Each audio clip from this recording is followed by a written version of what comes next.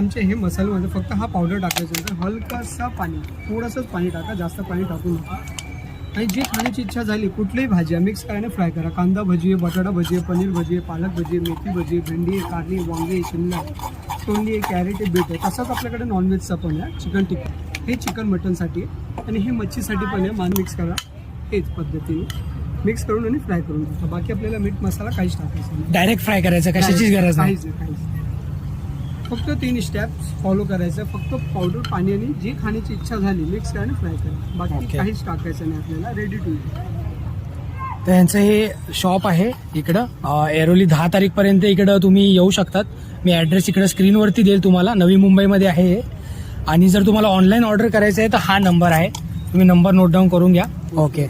6 पॅकेटं भेटतील तुम्हाला. एक पॅकेट 50 रुपयाला पडेल तुम्हाला आणि क्वांटिटी चांगली आहे. आणि मी टेस्ट सुद्धा करून बघितलं तर टेस्ट खूप छान आहे.